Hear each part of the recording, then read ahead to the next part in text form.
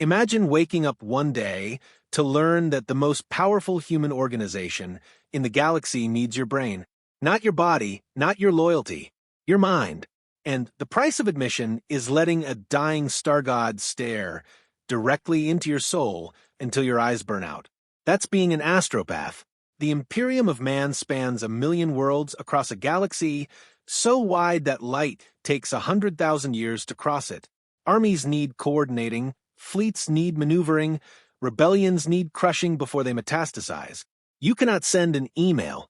Vox communications degrade so badly over interstellar distances, they dissolve into useless noise, and even the fastest ships take weeks or months through the warp just to carry a message from one system to the next. The Imperium needed something faster, something that could punch a signal across the void without a ship, a cable, or any physical medium at all. They needed psychics, trained human psychics, whose minds could interface with the warp, that churning dimension of psychic energy underlying real space, organized into a communication network so vast and so critical that without it the Imperium would collapse within years. That network is the Adeptus Astrotelepathica. The people who keep it running are called Astropaths. Your life as one of them is one of the most important and most quietly miserable existences in the 41st millennium, and the two things are not unrelated. You did not choose this. Nobody chooses this. From birth, you were different in ways that made the people around you uncomfortable before you were old enough to understand why. Objects moved when you were angry. You knew things before they happened. People around you started dying for reasons nobody could explain because something in the warp had noticed your mind and come sniffing around, curious. Eventually, the Adeptus Astrotelepathica found you. Their black ships, massive dark vessels that drift through imperial space on a constant harvest cycle, came to your world and collected you alongside thousands of other psychers swept from across hundreds of planets. The black ships are not pleasant.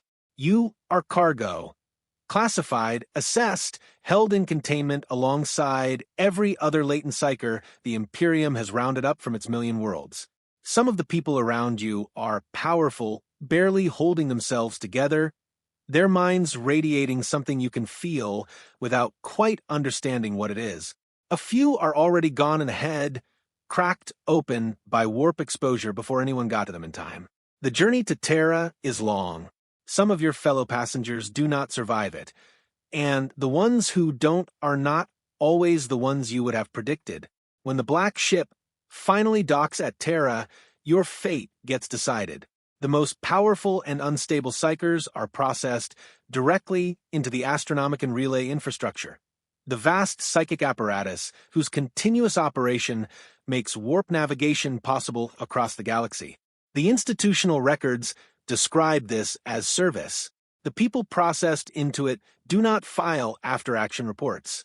Others go to the Astra Militarum as sanctioned battle psychers deployed to war zones across the galaxy.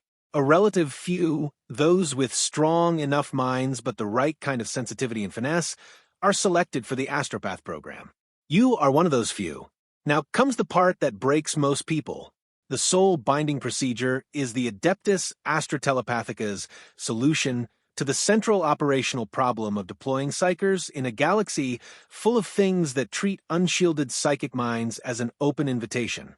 An unbound psycher, reaching out across the warp, broadcasts their presence into a dimension that does not lack for predatory attention. The soul binding is meant to close that vulnerability by anchoring your psychic signature to a fixed point, specifically to the psychic presence concentrated at the Golden Throne on Terra, an arrangement the institution has maintained for 10,000 years and describes in its foundational documentation as the most critical protective infrastructure in the Imperium. It also burns your eyes out. The process involves direct exposure to the full psychic output of the throne's apparatus without shielding or filtration. What has been sustained at the intersection of that much psychic energy for that long is not easily described using instruments built for human-scale reference. Looking into it is not like looking into a bright light. It is like having the concept of light poured through your skull from the inside out.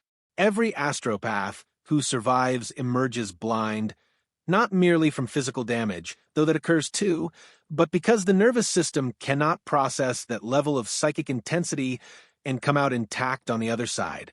What you gain is a stabilized psychic anchor, measurable protection against warp interference that no ward configuration the Mechanicus has independently tested has managed to replicate, and the operational capacity to send and receive messages across the void. What you lose is your sight, and a significant portion of whatever you were before you walked into that chamber.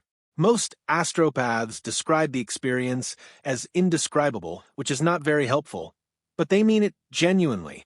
Language built for human experience does not cover what happens when a 10,000-year-old psychic apparatus briefly registers your existence at full exposure. You come out the other side with something, and it is not the same thing you brought in. Your eyes are gone, replaced with pale, scarred tissue or milky white orbs depending on how your body handled the process. You navigate by a combination of mundane spatial awareness and a low-level psychic perception that gives you a vague, constant sense of your immediate surroundings. It is not a sight. It does not replace sight. You adapt or you do not, and those who do not tend to have short careers. You are assigned to an astropathic choir, the basic operational unit of the network. A group of astropaths pooling their psychic strength to amplify messages beyond what a single mind could project or receive alone. The choir is led by a choir master, typically the most experienced astropath in the group, whose job is to coordinate sending and receiving sessions and make sure nobody comes apart during the process, which is a more literal concern than it sounds. A working day and typical is a generous word for a job where the unexpected is the baseline, starting with incoming messages. You and your colleagues settle into the choir chamber, a specially warded room deep within whatever fortress, space station, or ship you are assigned to. The wards are layers of psychic shielding designed to keep external warp entities from sliding in through the gap that opens whenever you actively use your abilities. Even with them, the chamber always feels slightly off. There is a pressure in the air that does not come from the atmosphere. Long-serving astropaths stop noticing it.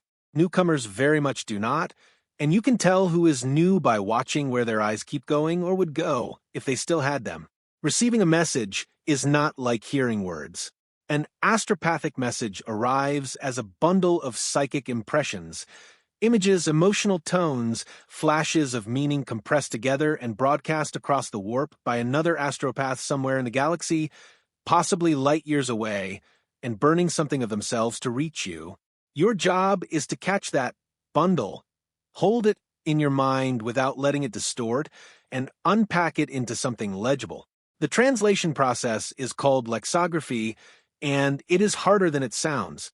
A compressed psychic impression might arrive as the image of a burning city alongside a feeling of desperate urgency and a flash of a specific military insignia.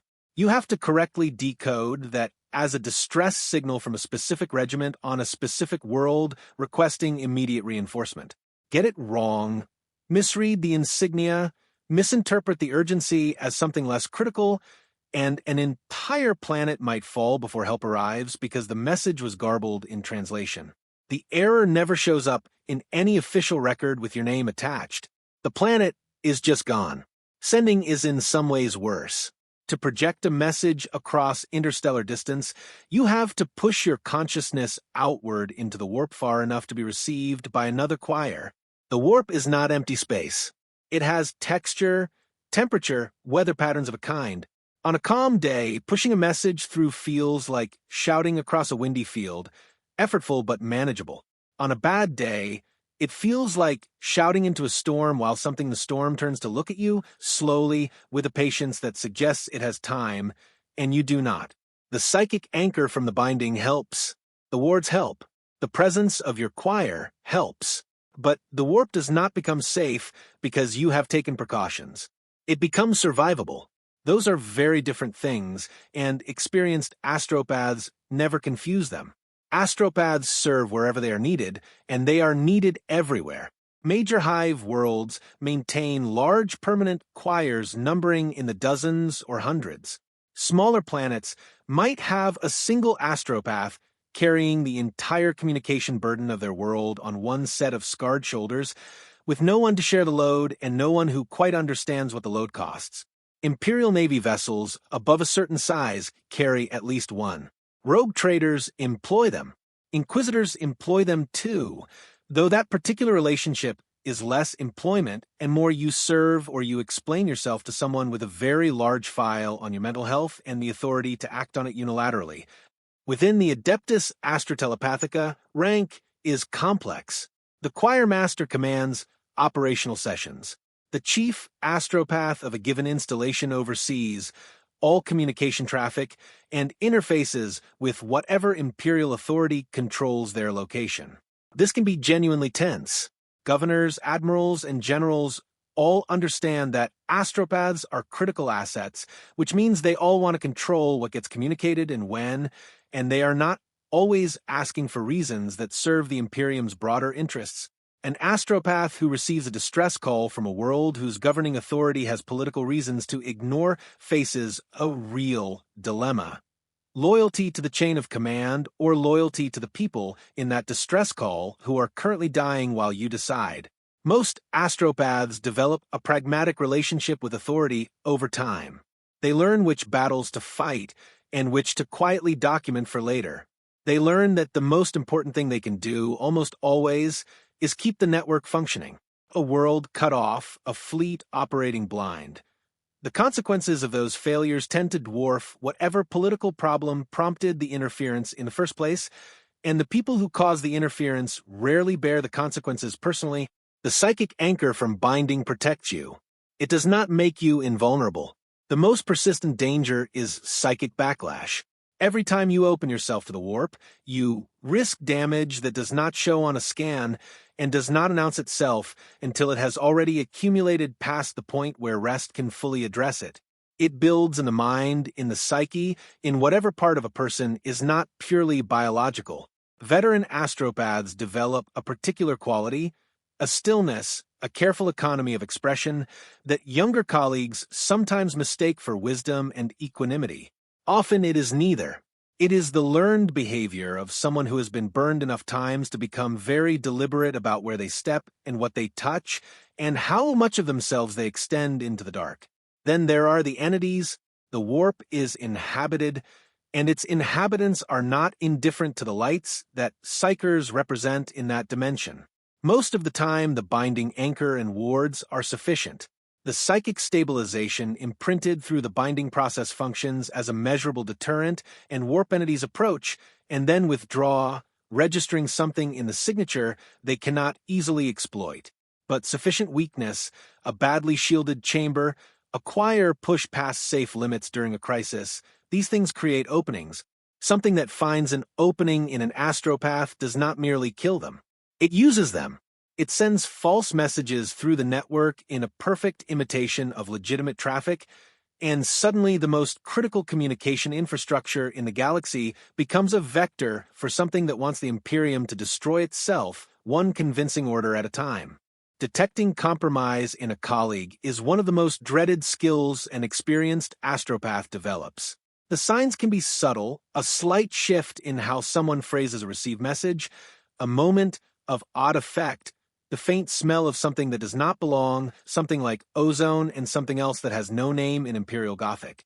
Acting on that suspicion means condemning a colleague who might be perfectly fine, which commissars and inquisitors will do on far thinner evidence than you are comfortable with. Not acting means allowing a compromised astropath to keep operating within the network. You lose people to this, not frequently, but often enough that you remember the ones you lost, their names, and the specific quality of their psychic presence, which astropaths perceive in place of faces and carry with the same weight. There is also the slower danger of exhaustion. Astropaths who are overworked begin to fray. Precision degrades. Messages arrive distorted and go out distorted, and the downstream consequences can take months to surface before anyone traces the source back to an astropath who needed rest 3 weeks ago. The Adeptus Astrotelepathica has protocols for rotation and recovery. Those protocols are routinely ignored by every commander currently managing a crisis, which is almost all of them, which is always, there is a weight to this work that is not purely physical or psychological. You are the connective tissue of the largest human civilization in the history of the species, and almost none of the people that civilization comprises will ever know you existed. When an astropath on a distant agri-world transmits a warning about an approaching Tyranid splinter fleet, and that warning reaches a naval base in time to scramble a response, billions of people live who would otherwise die. That astropath will never know their names. They sent the message, burned something of themselves in the process, and turned back to the queue. The Imperium runs on anonymous sacrifice. Its institutional doctrine holds that this sacrifice has meaning, that service is its own reward. Astropaths have a complicated relationship with this framing. They have all, at the moment of soul binding, experienced something that the Adeptus Astrotelepathica's own documentation cannot adequately describe. Whether that experience constitutes a foundation for the doctrine they were trained to repeat is a question each astropath answers privately, usually around their third or fourth year of service. When the initial intensity has settled into something more complicated, and the institutional language starts to feel like it was written by people who had not been in the room. What most of them land on, eventually, is simpler than doctrine. The network matters. The messages matter. The people on the other end of the signal are real, even if you will never meet them, never see them, never know whether what you sent arrived in time to matter. Keeping the network alive is worth the cost, not because some authority says so, but because the alternative is a silence that swallows worlds one by one and calls it entropy. Astropaths do not retire in the conventional sense. Some live long, their lifespans altered by the psychic energies saturating their bodies over decades of service.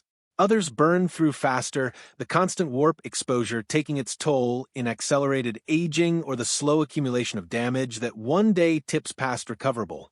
A choir master with 30 years of service might look twice their biological age, or might look strangely preserved, the warp's effects settling into their tissue with its own patterns that the Mechanicus has catalogued but not fully explained. It is not consistent in what it does to people. Those who last long enough and remain stable enough often end up teaching, passing on lexicographic techniques, methods for maintaining stability, under pressure, the specific skills for recognizing when something in the warp is not what it presents itself as. That knowledge is not written down anywhere reliable. It lives in experienced people, passed from person to person in the way that the most important knowledge always does, because the formal records never quite capture what actually keeps you alive in a crisis. Some astropaths at the very end describe the binding anchor becoming more pronounced, something in their psychic architecture pulling with increasing insistence in a direction they find difficult to articulate. Whether this is a measurable consequence of decades of accumulated psychic activity gradually realigning the nervous system, or something the accumulated exposure has produced that does not fit the Mechanicus's current frameworks, is a debate that has proceeded at length without resolution. The astropaths themselves tend to have a view on this. It is, notably, not the same view as the Mechanicus. Blind before your third decade, carrying messages between worlds you will never see, for people who will never know your name, in service of an institution that classified you as cargo the first time it encountered you. Without the astropathic network, the 10,000-year-old civilization, built on the bones of humanity's expansion across the galaxy, goes dark within a generation. Fleets lose coordination. Worlds lose contact. The slow machinery of imperial administration, already grinding and imperfect, stops. You are one blind person in a warded room, doing something that by any physical logic should be impossible, keeping the lights on for 1 trillion people who have never heard of you. Not bad for someone who started on a black ship, terrified, not knowing where they were being taken or what would be left of them when they arrived.